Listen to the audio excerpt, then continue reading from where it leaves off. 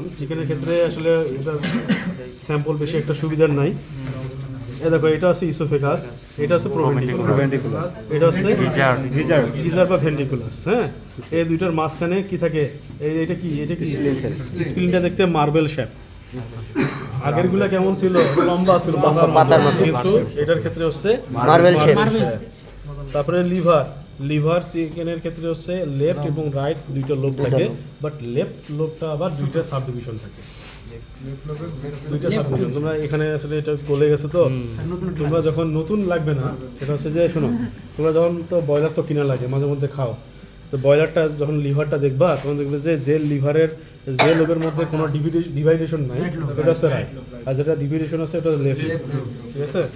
হ্যাঁ, তারপরে হচ্ছে এটা গিজার, এই যে এটা গিজারের পরে এই যে ডিউডেনাম। দেখো, এটা ডিউডেনামের লুপ, এই যে একটা চলে গেছে অ্যাসেন্ডিং এবং ডিসেন্ডিং লুপ।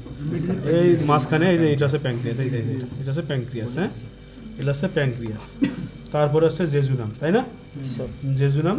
জেজুনামের কি থাকে? জেজুনামের ক্ষেত্রে স্পেশাল বৈশিষ্ট্য হচ্ছে ম্যাকাল ডাইভার্টিকুলাম। এখানে ব্যাপার ম্যাকাল ডাইভার্টিকুলাম। তারপরে আরেকটা ইম্পর্টেন্ট জিনিস হচ্ছে সিকাম, যেটা না সিকা পাওয়া যায়, সিকা পাওয়া যায়। এই যে একটা সিকা, এই যে কালো একটা জিনিস, এই যে লম্বা, এখান থেকে শুরু হয়ে এই পর্যন্ত চলে আসছে, আরেকটা এই পাশে। ঠিক আছে? এই সিকামের মধ্যে তিনটা পার্ট থাকে। একটা হচ্ছে প্রক্সিমাল পার্টটা কিন্তু নিচের দিকের পার্টটাকে বলা হয় প্রক্সিমাল। তারপরে মিডল, প্রক্সিমাল, মিডল, ডিস্টাল। এই যে তিনটা তুমি রিজিয়ন দেখতেছো, এই তিনটা রিজিয়নের মধ্যে কোন রিজিয়নে সিকাল টক্সিস থাকে? প্রক্সিমালে থাকে। প্রক্সিমাল পার্টে সিকাল টক্সিস থাকে। এরপরে কি সিকামের পরে কি? কোলোরেক্টাম। চিকেনের ক্ষেত্রে কোলন এবং রেক্টামকে আলাদাভাবে আইডেন্টিফিকেশন বা ডিফারেন্সিয়েশন করা যায় না, এরা কোলন এবং রেক্টাম নামেই একসাথে অ্যাটাচ থাকে। এবং এটা জয়েন হয় কোথায়? যে ক্লোয়েকায়। ক্লোয়েকায় কয়টা পার্ট থাকে? ক্লোয়েকাকে আমরা বলি both urinary, urogenital and digestive system common. ঠিক আছে? কমন ওপেনিং, এটা আছে ইউরিনারি, জেনিটাল আর ডাইজেস্টিভ সিস্টেম। ঠিক আছে? তিনটারই কমন ওপেনিং। ঠিক আছে?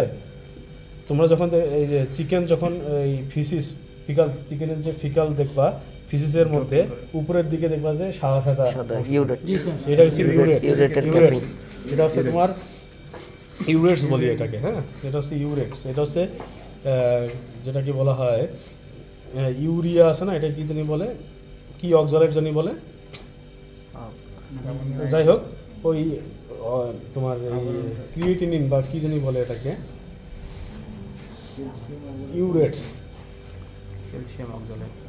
না ক্যালসিয়াম অক্সালেট না, যাই হোক, এই সাদা পেস্টি সাবস্টেন্স দেখতেছো, এটা হচ্ছে ইউরিক অ্যাসিড। এই যে ইউরিক অ্যাসিড, এটা হচ্ছে ইউরিক অ্যাসিডের একটা লেয়ার। ঠিক আছে? ইউরিক অ্যাসিডটা তৈরি করা থাকে এই কিডনি থেকে, কিন্তু এটা ফিল্ট্রেট হয়ে ইউরিন আকারে ফিজির সাথে মিক্সড হয়। ঠিক আছে? ইউরিন একটা ডাইরেক্ট পানি, আমাদের যেমন ইউরিন পানির মতো বের হয়, এদের ক্ষেত্রে ইউরিক অ্যাসিড আকারে কিন্তু ফিজির সাথে মিক্সড হয়ে বের হয়। ঠিক আছে?